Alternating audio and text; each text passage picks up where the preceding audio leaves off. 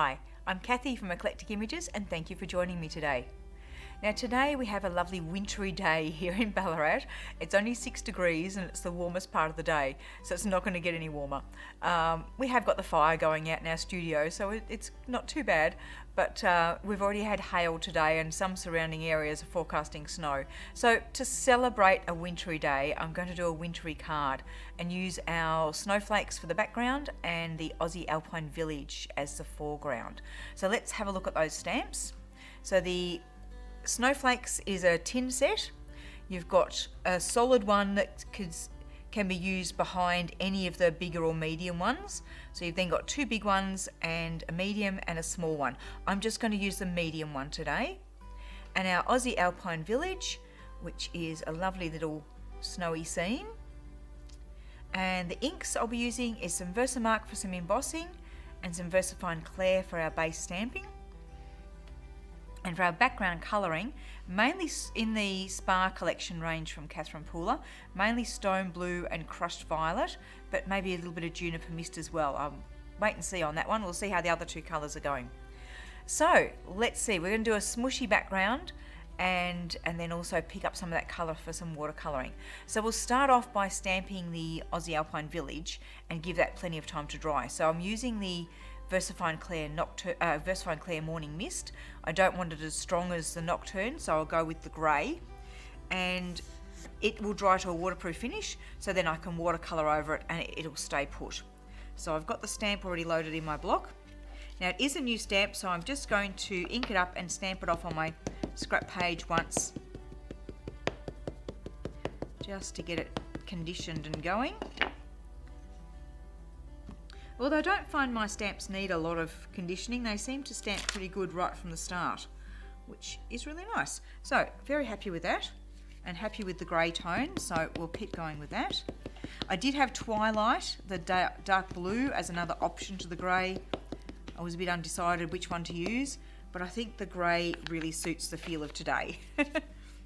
So lining up over a little bit of cotton blend. Now I've cut the cotton blend back so it's only just a little bit bigger than the village itself. So place our stamp down. Nice press over the whole stamp, but also giving it time for that ink to settle into the card.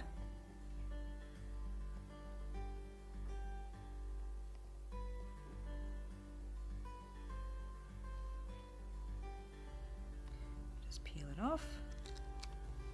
And we've got a lovely image there.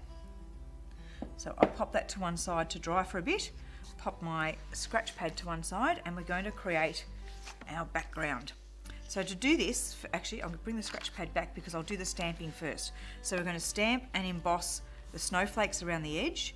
So it's only the edge that's going to show. When you look at the foreground piece, you've just got a small border there. So that's the area I'll be concentrating on.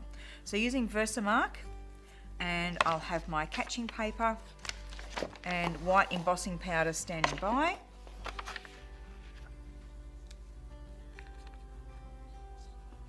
Okay, get the Versamark ink and the stamp and just stamp it randomly around that outer border area.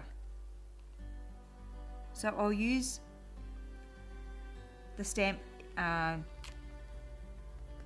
was going to say in different ways. That sounds a bit vague. So sometimes I'll have just a couple of fronds coming onto the card. Sometimes I'll have the fronds coming on, have it mostly stamped on the card, just so that when we're looking at that border, we get a little bit of variation in how these fronds look. Now I might only do half of it and then stop and get the embossing powder on that half. I'm a bit worried the ink might dry if I go all the way around. So let's get some embossing powder on there.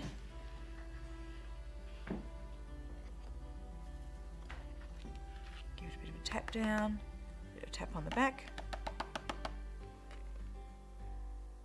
That's pretty cool. Okay, I better stop and heat that or else I'll end up... Oh no, we'll just keep going. I won't crash into it. Famous last words. But I can now see where I've been.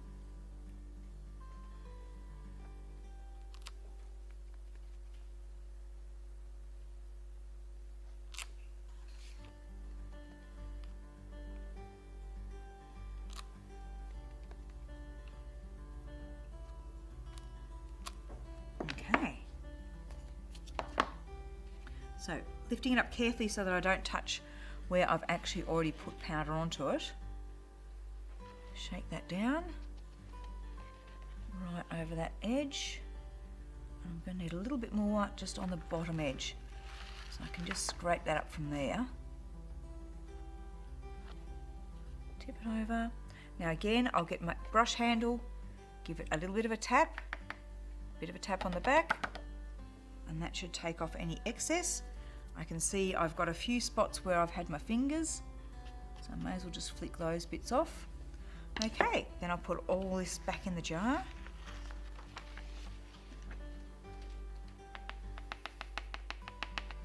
And we're ready to heat. So by doing the embossing powder first, it will resist the inks, but it means that the inks will also pool around the colour, which should create some very interesting effects.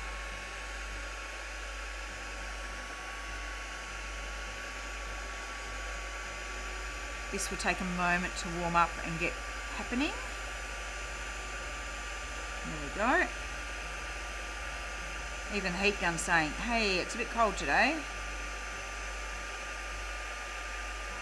So I could easily have done the smooshy background first and then emboss over the top of it, but I feel I'll get more interesting patterns by having the embossing powder for the colours to run amongst and to pool amongst. Is that really bad, Matthew, when I talk over the embossing gun? Oh, that's good.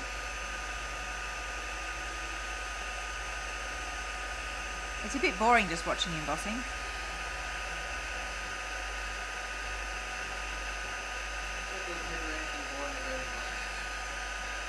Well, you've got a good point there. Embossing is always beautiful.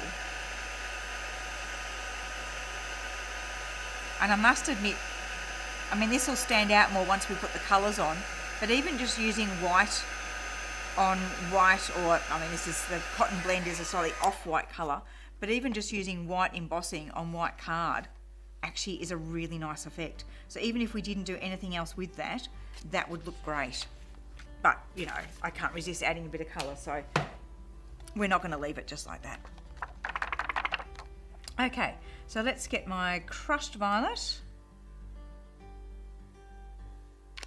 Now I'm putting these on the side of my glass mat because I want to be able to do my smooshing and then work on this part of the mat without having to clean up the inks until I've used as much of them as I want to. Because I want to paint with them as well, I don't want to have to stop and clean them up. So if I covered my whole mat, I'd have to stop, clean it up and then put more colours out. This way I can keep using what I've got there. Okay, let's give that a spritz with water. And I'm going to spritz the card as well. I thought you were just doing it on the side mat so you can stick your elbow. Oh yeah, that's going to happen for sure. Yeah, there's going to be, you got me there. Okay, let's start laying it in those colours and see what sort of a effect we're getting. See how it runs around the embossing and we're getting some pooling happening there. That's really fun. Okay, let's put some up this end. Smoosh it around a bit.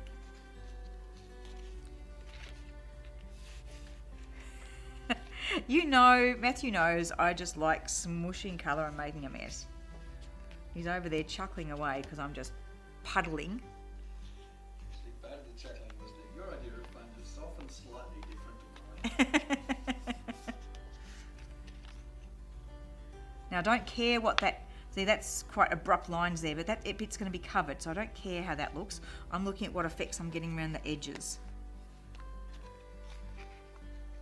And that's a nice mix of inks. So let's leave that there. In fact, I'm just going to pop it onto my scratch pad to one side to dry a bit. We'll give it a little encourage with the heat gun.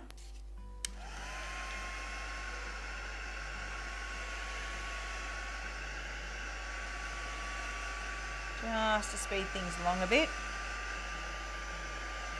All right, we'll let it sit there and do its thing and come back to our lovely little picture. So I'm wanting to grab my water brush and I'm a little bit worried I haven't got enough colour left there. So I might still, even though I was trying to do it separately so I could use the colours, I may have actually used too much of them. I might have to add some more. Actually, I'm not going to use my water brush, I'm going to use my sparkle brush. So your sparkle pen has got a brush end on it like the water brush has, but it's loaded with a sparkly fluid. So as I pick up this colour, it's going to give it a bit of extra shine. So I'll try just painting with what I've got here, but if I feel I need a bit more colour, I can add some more in from the ink pads.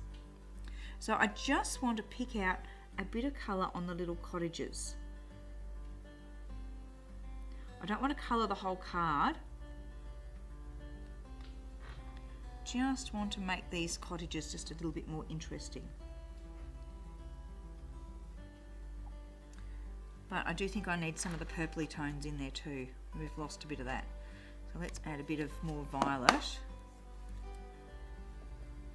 Pick that up with the sparkle pen.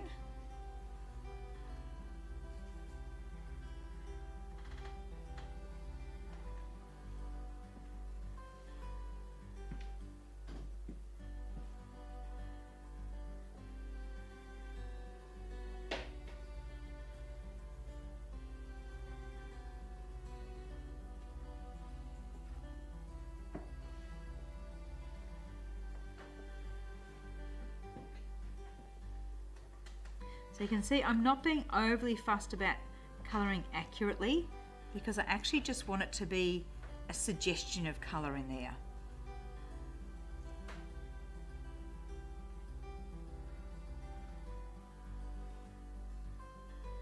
And a little bit on the snow, and then that's all I'm actually going to do for the colouring.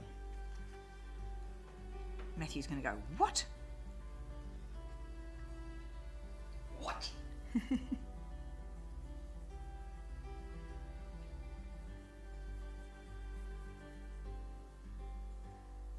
So that's my colouring. It is a little bit subtle for me, but I quite like it. Now it's time to clean up, and of course I haven't got my paper towel next to me, but it's alright, I've got my cleaning cloth, so I can just give everything a wipe with that. Okay, now our base card has nearly flattened down, but it's still not quite dry, so let's just give it a bit more encouragement with the heat gun. Sorry about this.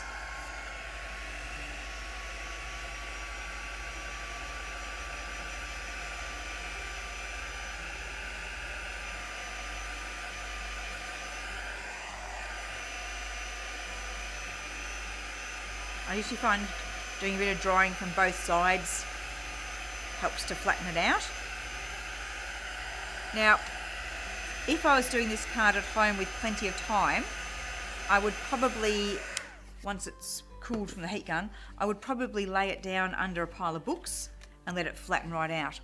You can also run card that's had a lot of watercolour effects on it, run it through a laminator, but to flatten it out, like ironing it. But that's not going to work because of the embossing powder. That would just smush if we put it through a laminator. But we could pop it under a pile of books.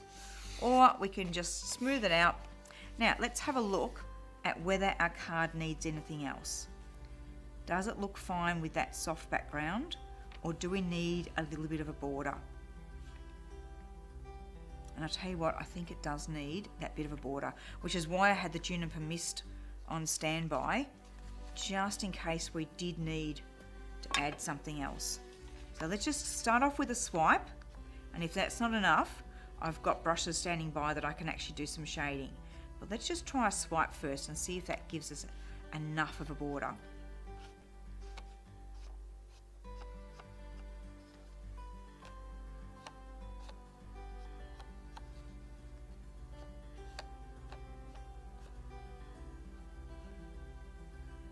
Now, let to dry and then lay it on my background and see now if it's standing out enough. Yes, I don't think I need to do any shading. I think just that bit of border is enough, but I think I'd like to see a dark border around this bit of card as well. So let's edge that one with the ink pad as well. You'll notice when I'm doing the edging of them, I don't go straight across. I don't want to give my ink pad paper cuts. So I wipe, I don't know if Matthew can see this in the camera, so I wipe that way. So you're getting ink off the ink pad, but you're not damaging the ink pad by doing it. So swiping across the card. Now the more you lie the pad over, the more ink will come on. The more you have it upright, the more it'll be just on the edge. And of course, what I normally do is I'm doing a lovely little neat edge, and I'll get to one point and do a big smoosh, and then I've got to go back around and smoosh the rest.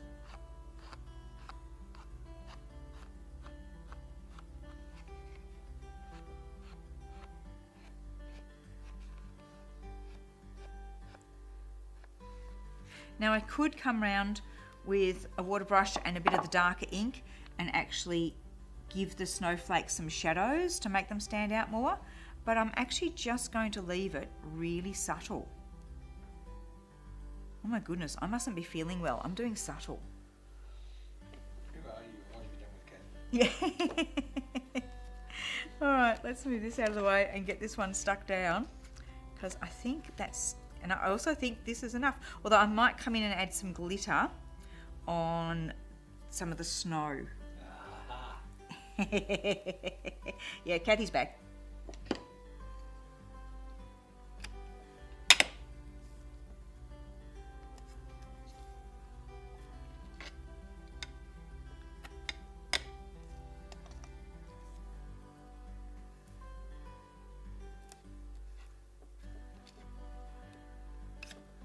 Oops. Hold that down so I can tear the tape up.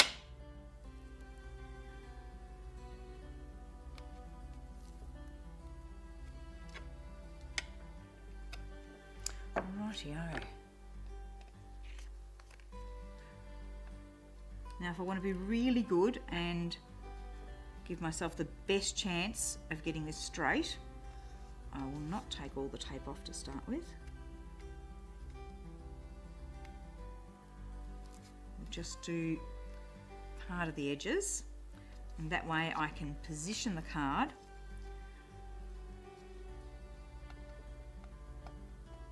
Come on, lift up for me.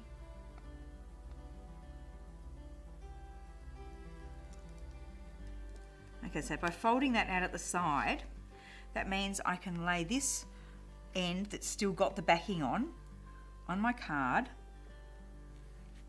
and just have a look at my placement, make sure I've got it straight, make sure my borders are even, and then you push down the edge that you've already taken the backing off. So you push that edge down. Then we can pull those bits out. But before we do that, we do have to just lift this up and get this bit of tape off this end. Otherwise, if we stick the sides down, you can't get to this end bit. So we've just got to get that to play ball and lift off. Of course, it does not want to. That's got it. Okay, so lift that one out. And then we can pull these side bits out. And then just smooth that card down, and our borders should all be straight and even. Okay, now while I'm grabbing that glitter, I'll just move this forward so you can have a look at that on the black background and just have a look at that lovely subtle background. And I might choose a glitter colour. I'll just throw a few things around first. So we could go liquid pearls on the top of the houses, or we could just go a little bit of glitter.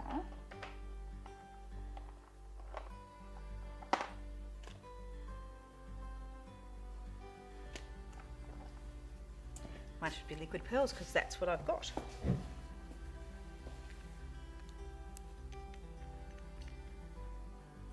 So a bit of liquid pearls on some of the snowy areas like the trees. Oh, it's going to be really cold, isn't it? It's not going to want to play. Saying, Mum.